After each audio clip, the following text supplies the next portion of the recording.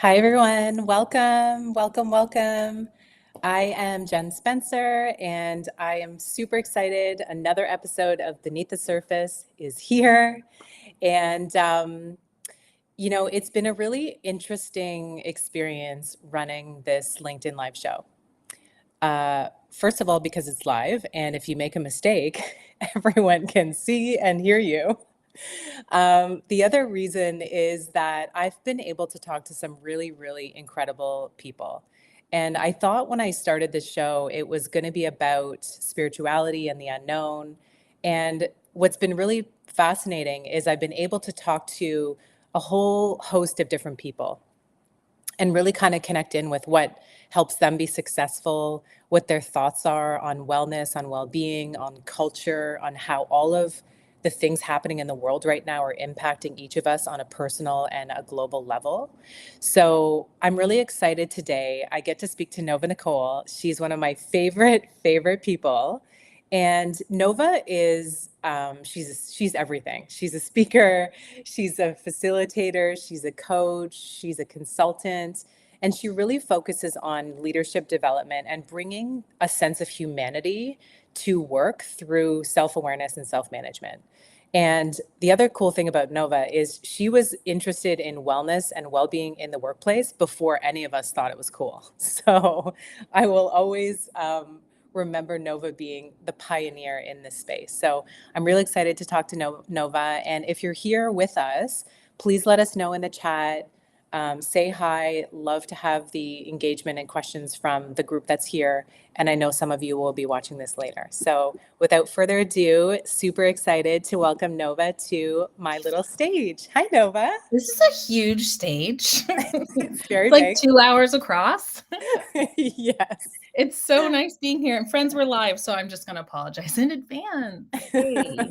So I'm so happy you're here, Nova. And you're one of those people that I really admire your honesty and your truth. And the conversations we have, I'm always left with some new insight or some reflective thought about myself or the work that I'm doing. So I'm super excited to just have this conversation and see where this conversation takes us. it's just I was just when you asked me to be a part of this, I was just like, "Oh, so other people are gonna hear us?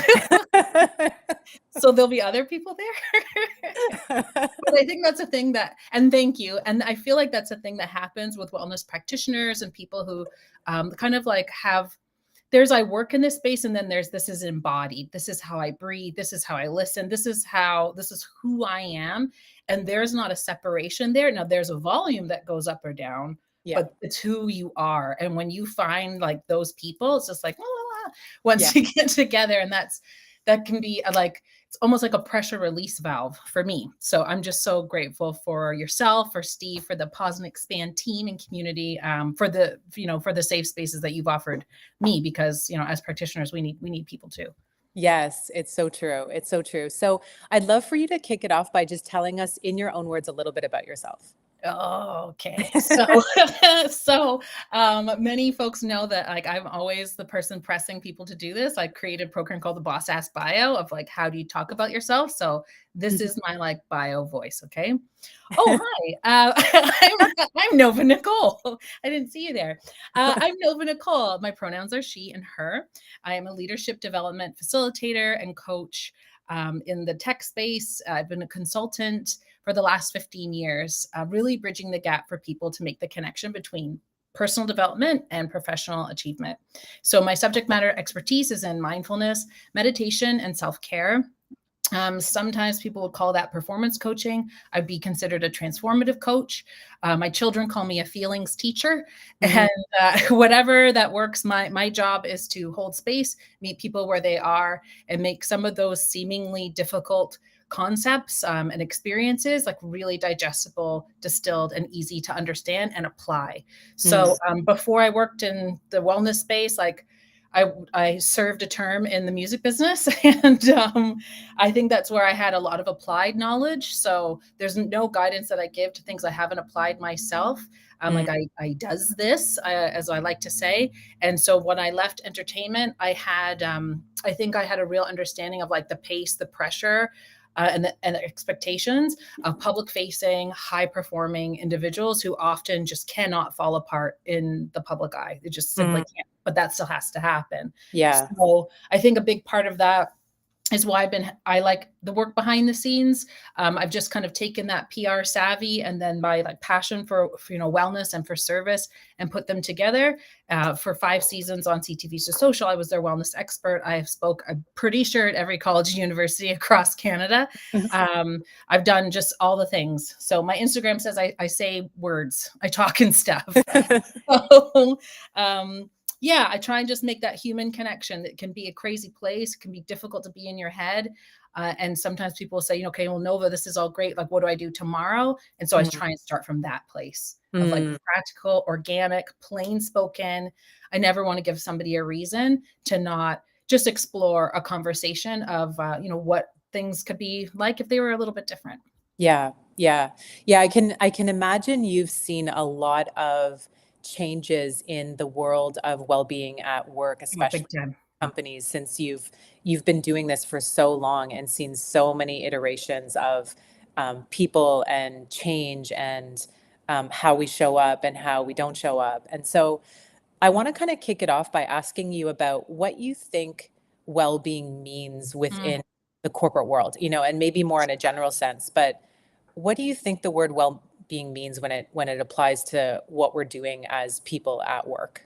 Yeah, you really got it. Like it's truly evolved as we have, right? Mm, As we have, and in the like 15 years or so that I started doing this work, I've seen that evolution go from something that might be a nice to have. In the beginning, it felt like, okay, we're going to have healthy options in the cafeteria or yoga, or maybe we're letting the dog or cat roll around.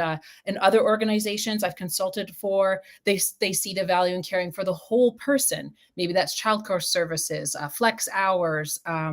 It could be something like a meditation room or a prayer room. mm, But what I've seen, especially just coming pre-pandemic, and then things really changed, but the orgs who really got it made it their business to create a culture and the conditions for people to simply be well, okay, in order to, not instead of, but in order to achieve optimal performance. That's the idea. So I think, like, I don't know, a blocker for some people might become like, oh, well-being at work, like I'm not working, I'm taking a break or eating lunch not at my desk. And then there's other folks who think that maybe well-being is like that soft skill or fluffy and woo-woo. We can talk about those like kind of attitudes later, but I think the change has come from like wellness at work, self-care, well-being, and I hear language, it's really all the same thing: performance coaching, mm, leadership development, personal mastery, even inclusive communication. Like orgs who get this, they reduce churn, they retain employees, and then the exploding costs of like short and long-term disability, early retirement, presenteeism when you're there, but like you aren't, like you're on Slack, but you're not yeah, doing anything. yeah. I think the orgs who really get it see and know that the work and the worker are inextricably linked. Mm.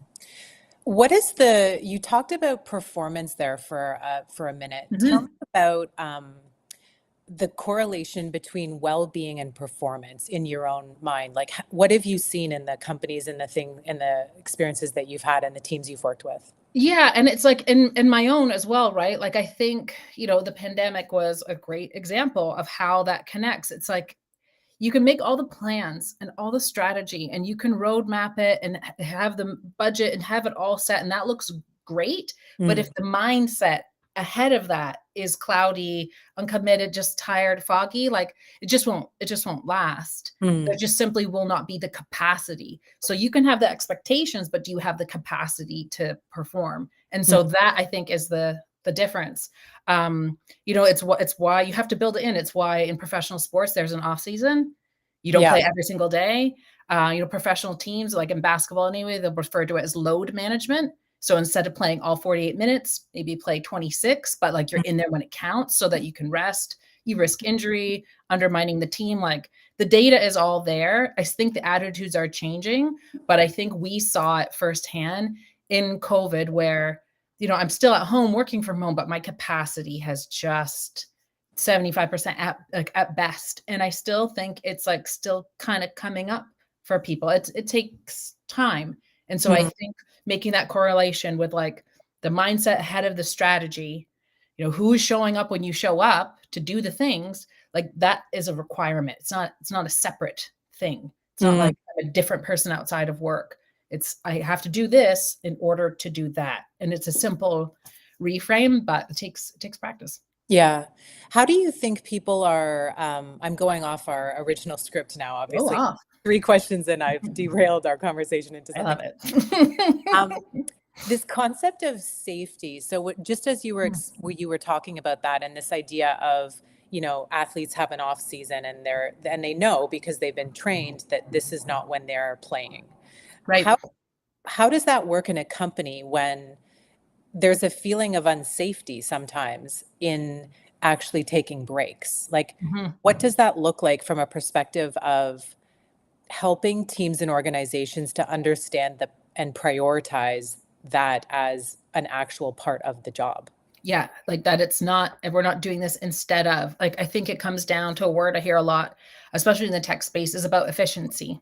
Hmm. So sometimes that 20 minutes I needed a breather for, like, will help me push through the next 2, 3, 4 hours versus taking 2, 3, 4 hours to do something that should take me 20 Yeah. minutes. Like, what's the best use of the time? Right. And it's normalizing that culture. It's for managers to set those examples, Hmm. and being real people. I think, a benefit from the pandemic is like the smoke and mirrors, the like kind of professionalism, it went away. Like there was a real level set. Yeah. And I think there's also like an unlearning and just like a new approach for management directors, C-suite, to just be like a human person. And I think that builds like the trust, that builds like the accountability, it allows you to delegate better, tell people what they're great at and what you may need help with. Hmm. Because folks would much rather be told how they can be helpful than told what to do. And if Yeah. they feel like they're helping you, then great. Even if you don't need it, like Yeah. you don't have to wait till that last moment to Yeah. say, hey, you know what, Jen, you're really great at this. I just have a ton.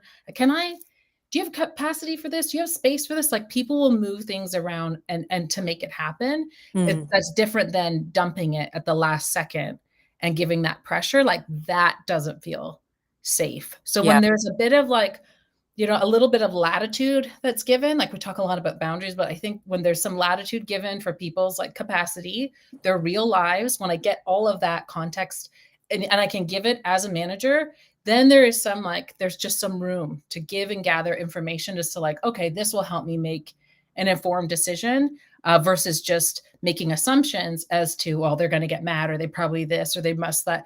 Just ask me. But Yeah. that's on senior management to like set again to create the culture and the conditions where that's normal. Don't put that on people to Hmm. like raise your hand if you need anything. Like, Yeah. sure, yeah, right. First thing, like this Yeah. is not. It's just not. It doesn't seem fair to put that Yeah. on folks. So yeah, lead by example, and I think real leaders go first. Hmm. Yeah, a Do good you leader think goes that first. companies are doing a good job right now of helping create safe cultures and helping teams, or individuals in teams to feel safe to set things like boundaries, to have, more harmony in their work life?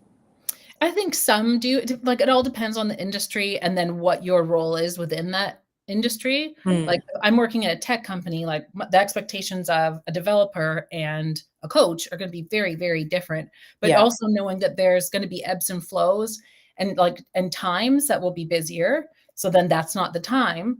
So then perhaps when I know it's slower or building up to the heavy time, that's when I can raise my hand, and so again, it's just about creating those expectations. So I think we can do Mm, this. We do this naturally in the summertime. Take Fridays off, casual, come in a little later, leave a little, like we get that because that's the time. But yeah. why can't we take that same thinking and apply it in the winter months? Do Mm, I do I have to be on calls when it's pitch black outside? Can we just not have calls on camera after 4 p.m.? yeah. And I can finish the rest of the day, like maybe there's some ebbs and flows that just kind of come naturally, seasonally, that people can kind of understand and get with, like we've done and proven with summer, Yeah. and just start introducing some new things. I think that's the interesting part of experimenting post-pandemic, but you got to ask. Yeah. There's no point in building the things that nobody asked for because you're like, Yeah. oh, you didn't use it, so let's just take it all away. It's like you gave me things we didn't ask for, so Yeah. ask, and Yeah. not for a position where they feel like, tell me everything that's wrong. Just, what would be helpful? Is Mm. it starting at 10 instead of 9 so that you can get the kids to school without screaming at them out the door? Yeah. Like, right, would that make a difference? Would, like, if you're already putting the time on Sundays to prepare for Monday, do we maybe just have a later start Monday? We don't do meetings until 10:30 so Yeah. that people can come in, I can arrive, I can check, like, can we just figure out what are the norms and the ritual for my team, for Mm. my org, for my culture, and then we can adapt and just experiment. Maybe it's just quarter to quarter, but I don't know if there's any hard and fast rules to what works now because we're all coming out of like a really bad fire. Yeah. And we have to just admit that we were, and we have to acknowledge that it was 2 seconds ago. Yeah. Yeah. That's an So interesting. it just happened. It, like, Yeah. if there's nothing else to take away, like, it just happened. I'm adjusting, I'm recalibrating what I thought I could do. If I can't, if it takes longer, okay, but that's where I'm at now, and so I think the managers need to set that tone. There needs to be a place to say that, and then you adjust accordingly. Yeah. Yeah. Like, what else can you look, or what? Just expect 100% out the gate? Yeah. Come on, Yeah. come When you on. think about, this whole trend, and I don't want to say it's a trend because I feel very passionate about it as well. But this whole idea of well-being in companies, obviously, you mentioned that it has made a big shift since Mhm. the pandemic was like a pivotal moment for a lot of us. It could have But been, yeah. yeah, do you think that well-being is on an incline? Like there's more companies that care about it, or do you think that it's actually on a decline? I think it depends on the company and who's running that company. Mm, Like, for those who it's on the decline, I feel, like, real talk, I feel it's as simple as out of sight, out of mind. mm, We had our nonverbal communications, our social emotional cues all taken away. People I work with that I spend the most time with were reduced to a 3 by 3 screen, multiple of them. All mediums of communication are just written or verbal, yeah. hours and hours a day without moving while being static. So, Jen, if you were having a bad day, like, I would watch you walk in, I'd see your body language, I see your ties, I see how you're holding your purse, I'd see you drop all your, I'd know before you said a word, I'd know where you were at. But if Yeah. I log on and there's 47 tiles here and I say, how's everyone doing? And other than it being silent, it's like, I'm fine. Like, I think that there's some people who are betting on that to say, oh, they said they were fine. Let's cut it. We don't need it. Or they're not using it. So they must not want it.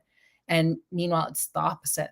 Yeah. It's the opposite. So I think for the decline, there's a few of those, like that bottom line issue. Like, well, we're spending so much and no one's using it. Is like, is it even beneficial?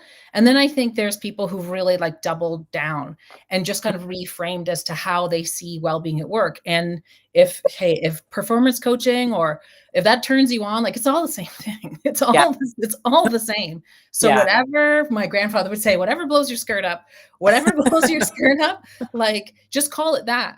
Like, Yeah. if you see, is this part of strategy? Is this part of like trust and norm building? Is this like the storming and forming? Like, whatever it is, like, incorporate it, integrate it organically. But, like, again, you're cultivating the conditions where this can be normal. And I feel like orgs who like get that, it becomes embodied. Like, Mm, this is just you feel it when you walk in. You can see the things that have been considered for the people who work here, how we talk to each other, when we talk to each other. It just makes such a difference versus that performative optics of it's so much so fast, but then the people are exhausted. If you want yeah. to know how well an organization is doing, the people are the calling card. Mm, Because you can say anything and your office can look amazing, but if the people look like shit and are exhausted, then yeah. it's probably saying that the culture is not aligned with the offering. Yeah. Yeah. So that's an interesting thing, this concept of the measurement through the people. How do you, or how in the past have you actually been able or seen companies measuring well-being? Because it's such an ambiguous thing, right? Yes, like the measure, like what's the success metric of this Yeah, imposter syndrome work? Person exactly. like, oh, come back in an hour and everyone's better. It's like there's an incredible global workplace specialist, a great advocate, Siobhan John. We've talked about this many, many times, and we've often said that what is not being utilized tells as much about the conditions, kind of the temperature, as to what is. So Mm, like, are people not using vacation days? Is your short-term ability access, like, is it way up? Are a lot of people taking leaves? Can you notice like the themes, the patterns, the behaviors, the times yeah. of the year? If your busiest time's Q4, like, is that when people are checking out, or do they not wait till Q1? It's Mm, just sort of like, I think you can measure it quarter to quarter, but you also have to like put the checks and balances in place, that there are those points of data collection so you can see how it's going. Just even thinking back seasonally, the needs in winter are different than the needs of summer. The needs in yeah. Q2 are different than Q4. So can you, like, utilize offerings, make them easy to find, accessible, so that people can use them, versus just like, oh, we have it, good luck. Yeah. So I think a few big things that like can be done really well is that, make sure that people are really clear as to what the offerings are, like Mhm. benefits, time off, make it easy for them to use, find, track, and again, from management, normalize the behavior. Hey team, logging off, do chiro appointment, taking massage. Hey, we're almost done benefits for the year. Make sure you get in, da da da da da, or a halfway point. Have you had, how much spend do you have left? I've seen work really well with teams do their best to spend it all of the year. Track what's working, Yeah. track what kind of resources are working. But then I think the key is to just ask your people what they want and Yeah. what would be helpful at what times of the year. And if for the smaller orgs, if you don't have money to give the time, give Mm, people time back. It's time or money.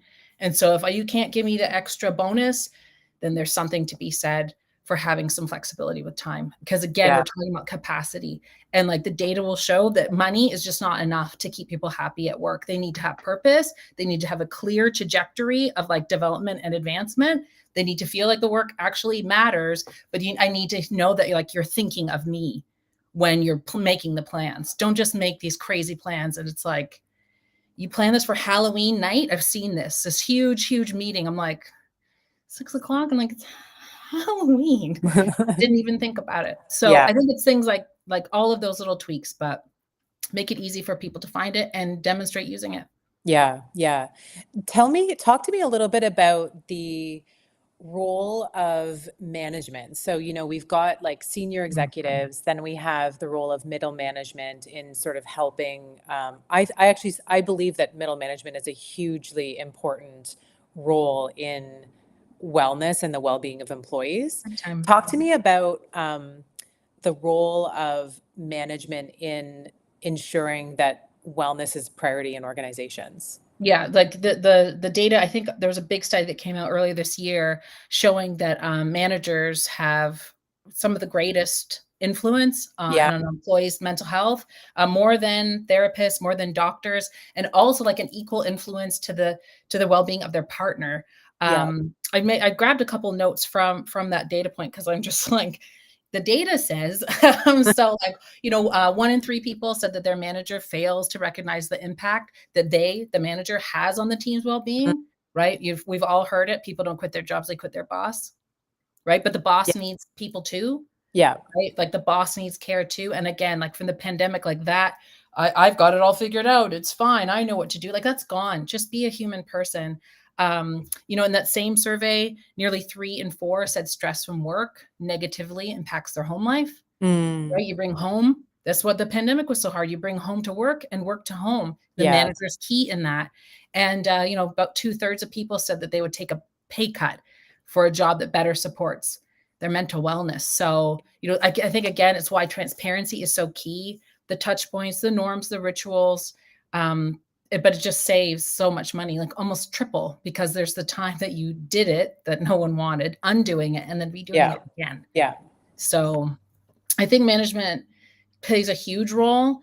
And I think back, who was it? Who was what's the name of the Prime Minister of New Zealand? Jacinda Oh, yeah. Ardern? Yeah. right? Just in January, she just shocked everyone, Yeah. and resigned to be the Yeah. president of New Zealand. She's well, I think we're the same age, 17, where she was like, she resigned, and I think I want to say that she said, I no longer have enough in the tank for the journey ahead. So we're Mm, not talking about ability, like I can't say it enough, like it's capacity.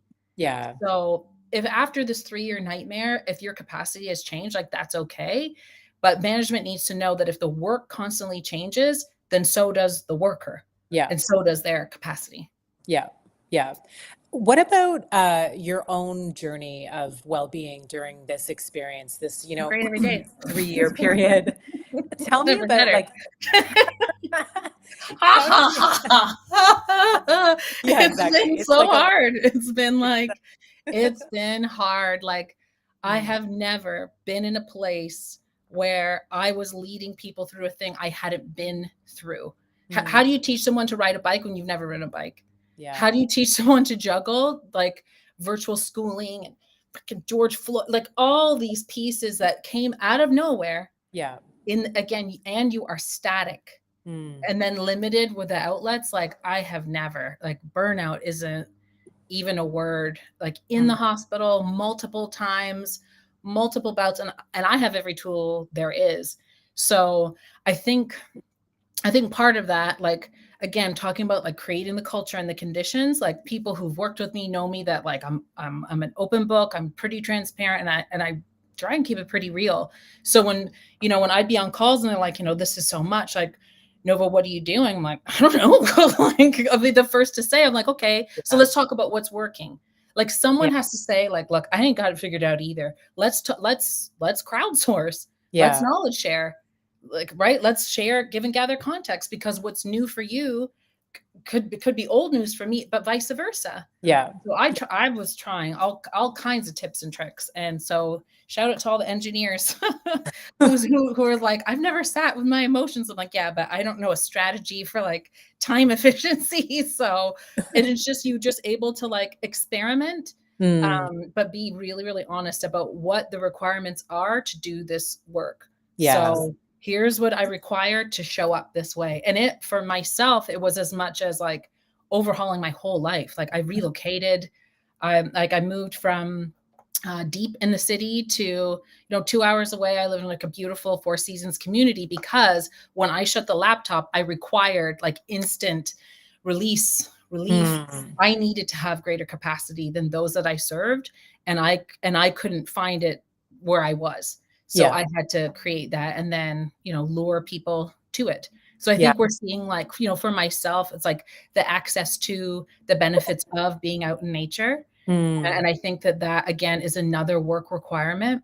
I don't know if you need to fly your teams around the world to the best hotel and blah, blah, blah. They just want to be together now. yeah. They just want to be together now. I think you could find some places not far from where you work and just get people together and have something that's like, a lot, just a dial Yeah. down a lot, get people outside, and then do it more often Yeah. versus a once a year blowout. Maybe we Mm, do this quarterly and, yeah. and check in.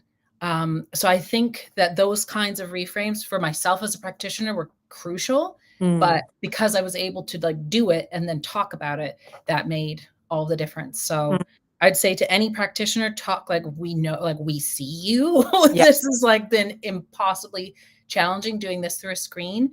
But I think, stay close to your community of practitioners, like Steve has answered my call this pandemic. I'm Yeah. like, I Yeah. don't know. Have Yeah. someone that you can touch point and talk to. You don't have to be a martyr because you Mm, have the tools. You don't have to throw them at everyone all the time. Like, you don't. I think there's a real value in letting your people know that, hey, I'm practicing too. yeah. I'm figuring this out too. Yeah. Because I think some stigma with those who work in wellness is that nothing impacts you. It's just like, Yeah. no, I have better tools and I also need time to apply it. Yeah. So it just looks a little different, but shit's still hard. Yeah. But you can talk Yeah. about it. You can talk about it. No one's expecting you to have it figured out. Yeah, I think that's such an important thing is that, as practitioners, we are in this too. And Yeah. so, as you were sharing about, your journey and leading people when you're trying to figure it out as you're going along the journey as well. Where did you develop your passion for this work? Because you've been doing this work long before a lot of us got into this. And I always find it really interesting when it's not a fad and it's actually there was something before that that got you interested. So talk to me a little bit about that.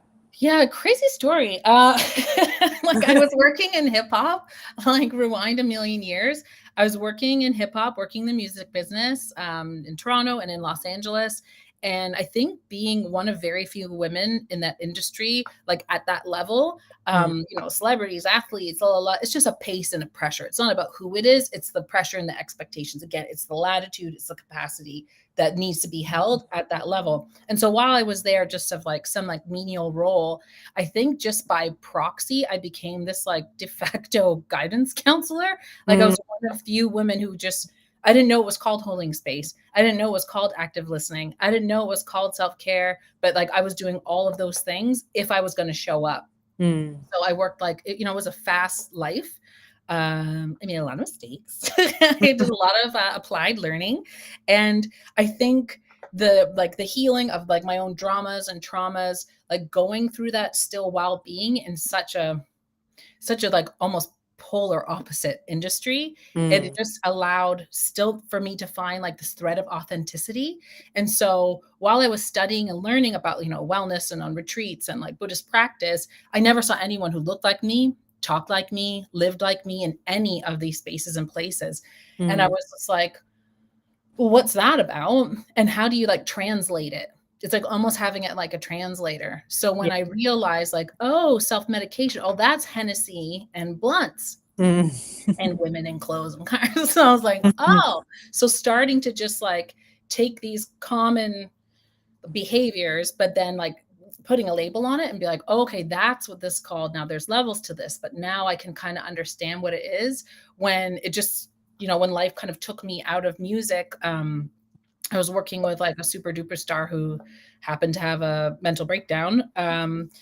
It was just like, you know what? I care more about this man, this individual, than the persona that everyone sees, because Mm, I see them when no one sees them. I see them sleeping on the floor. I see them not eating for days at a time.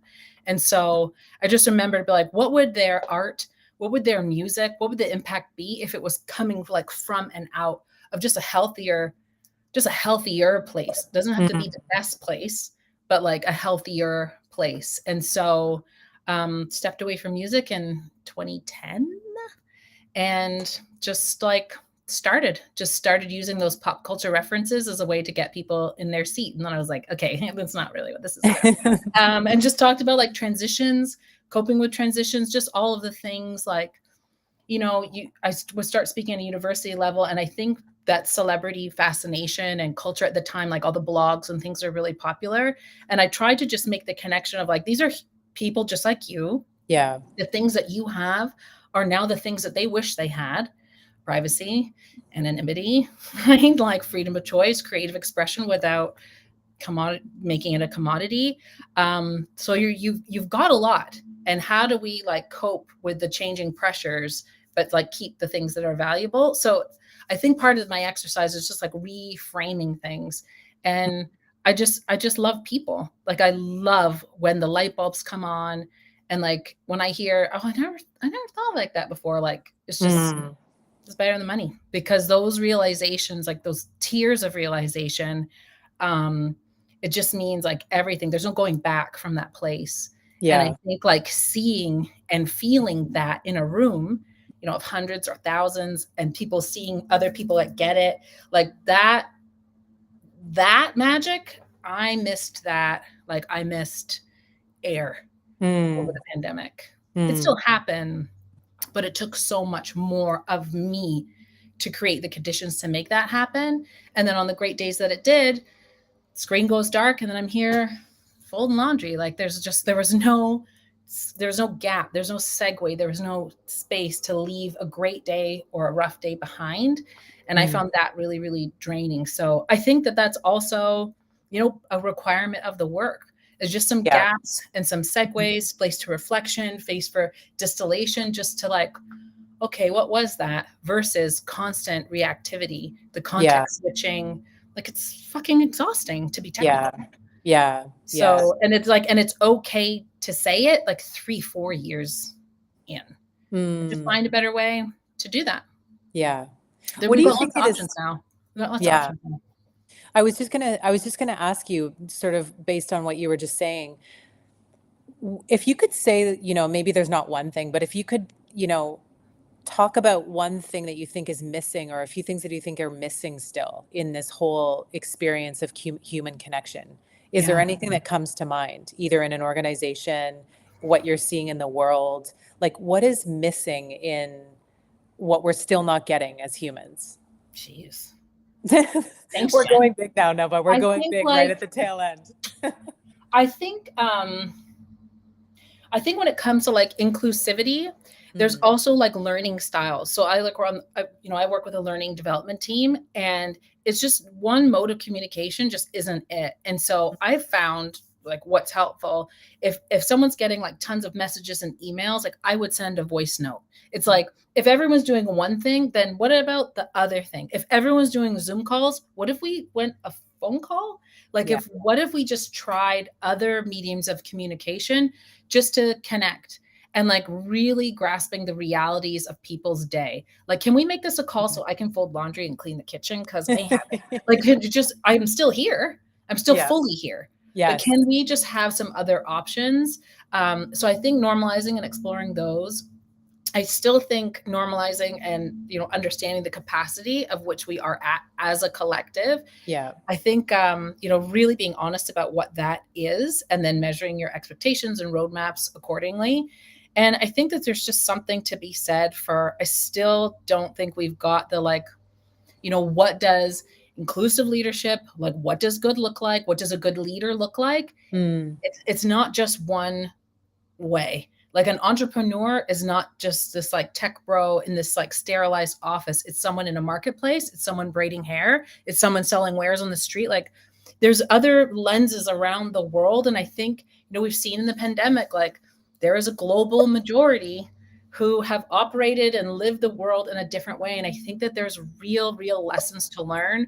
mm, There's skills to learn that we can pull from each other. So yeah, diversity, it's like, that's all like nice feelings, but like how do we solve problems with mm. more people who have lenses on the problem? Like Yeah. how do you look at a resume and see gaps, and maybe something that may have been perceived as a disadvantage to an advantage? I Like love. how can you start to just reframe what was done and then what needs to be done to get where we're going now? It takes courage, it takes honesty, but it really takes someone to say it first.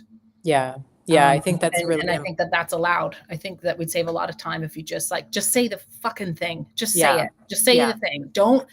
Yeah, on the call and then back channel me and stuff. Just say the thing and make it okay to do that. Yeah. I think we'd save each other a lot of time and a lot of pain. Yeah. I think that's such a good point, Nova, in terms of, this honesty that still needs to happen, Mhm. that is sometimes still being, swept under the rug and not being talked about. Well, a question I'll ask my daughters in those times of upset, and this is parenting, but this is people. The question is, what do you need that you're not getting? What do you Mm, need that you're not getting? yeah. And step away, like think about that at home, think about that for yourself, think about that on your team. What do you need that you're not getting? Like Yeah. especially if you're a manager, Yeah. do they Yeah. need to see you as a person? Like do you need to just feel heard? Do you need time to step away to like think about it and write it down? But if you're constantly full of chatter, then you'll never have the opportunities to ask or answer those really big questions. Yeah, that's a really, really good point. Really good point. I want to make sure I leave some room, because another thing that you and I connect a lot on is meditation and mindfulness. And you've been working on a really, really exciting project, and I've been seeing all of your amazing content. So I'd love for Mhm. you to just talk a little bit about that, and the impact that you're having through the new meditation app. It's so cool. We're so excited to do it. You know, you work on something privately for a while and then it comes to the world and you're like, "Oh my God, everyone can see it." It's happening. Um, It's it's here. it's the app is called Infinite. It's available in the Apple App Store now. Android soon come. So it's called Infinite. I think if you put in Infinite Wellness every day, you'll see Okay, it. And cool. so, in one of the courses that I was leading, I had a brilliant developer in the course, and he found like, and this was in, I want to say, the summer of the pandemic. So really difficult summer in terms of like Black Lives Matter and everything else that was happening. Just this like intersection of identity and well-being happened. And I remember having that conversation about, meditation and doing guided meditations. And what he named to me, he's like, when I hear the voice on some of these apps, and if it's a British male, it gives me more discomfort than comfort. And I Mm, hadn't considered like the power of the voice and what that voice sounds like. And so what he did is he voluntold me to be the voice of this app. So I lead the affirmations, the meditations, together. Lloyd Weirdo, we just like put it together as to what practices, how like engaging and applicable it could be, as far as, again, those communication styles. So something I really like, there's like a self-talk feature.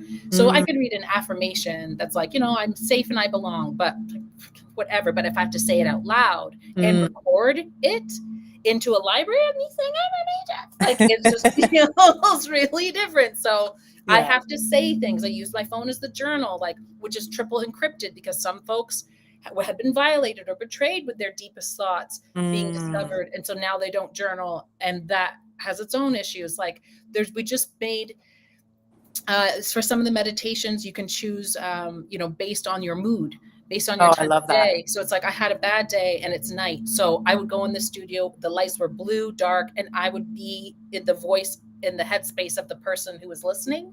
So it's Mm. still positive and affirming, but not like that. Like, it's just, we really were intentional about meeting people where they are when they picked up the app, because the question I heard again and again was like, okay, well, what do I do tomorrow? So I Mm. tried to just, make it so that nobody felt like they had a reason to not try something. And so if you find the Infinite app in the App Store, just like hit practices and just like play around. And it's like, Mm. it's your practice. It's your Amazing. practice. There's no wrong way to do it. Are you finding that, I find this a lot with my work. I'm curious if this is true for anyone else, is, a lot of the content that I'm making is actually for me. And then I listen to it and realize, oh, I think I recorded that for myself. Hopefully there's somebody else out here that also needs that same support. Are you finding, where are you getting the inspiration for the content that you're making? I'll try and do the things I would tell the audience to do. Like, there was this like energy health check I would do often, Mm. where, looking at energy management versus time management. And so where is your mental, emotional, physical, and like purpose energy right now? And Yeah. just checking it quarter to quarter, season to season, be like, oh, okay. And noticing the differences, Mm. sometimes being surprised that I was doing better or worse than in a category. So I would do that alongside the participants so that I could speak about it. Mm. Like, I got to do the thing that I'm telling you to do. So, I try and do the same meditations, but then I add, the kind of like advanced levels. So while it's a walking meditation, I'm walking like barefoot on fossilized rock at sunset. Like, right? Like, that's what I need for my capacity. So I think even with the simplest meditation, the simplest practice, like, there are levels to this. There are levels to this, and that's why we call it a practice. So, yeah, Love it's that. nice to just have simple ones, complex ones, to have community, um, but it's ongoing, forever and ever. Yeah. That's what's really powerful, I think, about, um, continuing to just show up and meet people where they are. That's something that I've really always inspired about the way you show up in organizations is, when you are in these types of settings and situations, you're in it. You're in it with the people that are also you're trying to support as well, right? That's right. So yeah, I'm really. never a, like, pop in, pop out person, like, I'm first to come, I'm last to leave, I'm answering questions as long as you have them. Like, it's partnership. Like, it's real community, and it Mm, might just be for a couple hours, but, like, all the more reason to really make that time expansive, lasting, practical, and just yeah, and worth it, yeah, and worth it. yeah. I love that, Nova. Anything that you'd like to leave us with? There's been a lot of amazing comments in the chat. Just Oh, people, I didn't so much. let's see. I just tuned in to see all the Like, what are amazing. they saying? What's happening? Do they like my earrings? Like, what's going on? um, Anything you want to leave us with, like anything that, we haven't covered, anything that feels like alive in you right now that you want to share with us? There's so many things, but you know what? Honestly, I'll say like this particular year after 2020, 21, 22, 23, like this year, I had to take my own well-being as like top priority. And Mm, something that I was told very sternly was that they can replace you at work. They can't replace you at home. mm, Can't replace you at home. yeah, And there's something to be said to those who love you and depend on you and rely on you when they see work being a bully, taking you away from them, the people who will be, I'm sorry, at your bedside in the hospital or at your casket in the ground. Like, you have to make a decision as to where is the priorities. And I don't think it's about 50-50 balance. I think it's about a harmony. So okay, it's not about being irreplaceable or quitting my job, but how do I make this work for me, work yeah, for you, and work for you? And the way to do that is to be honest about what it is that you require, like now. What mm, do I require today to do this job? yeah, And feeling unapologetic about that, utilizing every resource that's given, all the benefits, the time off from a place of gratitude yeah. versus guilt. Mm, It's an investment, you've already paid into it, and I've just encouraged folks to just I did all of this, like, just reframe it and not feeling bad about it so that you can stay or go from that employer with gratitude, mm. with real gratitude, and I Beautiful. think that'll make all the difference. Yeah, I think that's yeah, I love your insight, your wisdom, your realness. It's Okay. every time. It, it's Nova. It's great. I love it. Wildly uncomfortable. But worth it. So Yeah, worth it's like, "Hey, you've been doing this work for a while," and then you pop up, you're like, "I've been at this for, like, a minute." it. Yeah. Uh Yeah. I think there's a lot to be said of what was learned and unlearned and in the pandemic and how, we're re-entering, Yeah. and just like the new language and things learning, it's like constant learning. And so I'm just so glad to have like for you and my community and to just have so many people interested in a conversation like this. The Mm, more we normalize it, the more we can like get to the work that needs to be done because yeah. we've just made this normal. We Yeah. we we just came out of a fire, friends. Yeah. Like, we just came out of a fire. Yeah. Let's just take a second to Yeah. just recalibrate as we adjust so that it's never as bad as it was. Yeah, And yeah. I think it's so important. This community building is just it's mhm. everything. It's everything. And I can already see a few months down the road, I'm going to have you back and we're going to have a whole other conversation because the world will have changed by that point. A few And times by then. Yeah. exactly. Thank you so much for being here, Nova, Oh, thank you. for your conversation. Thank you for your connection as always. And I'll make sure that we share out your meditation app as well so that others can join and just hear all your wisdom and just all the goodness that you bring. So thank you so Fantastic. much. Oh, I'm glad to be here. I've been off for a few months, so I'm glad to be climbing out of my hammock Glad to to have be you with you. here. There's still 2 weeks left to summer though, so don't give it up just Oh, yet. it's summer's and September 21st. We've got Yeah, lots of time we left. got lots of time. Lots of time left. Lots of time. All right, everyone. Thank you so much for being here. And Thanks, friends. we will see you soon. Bye. Bye.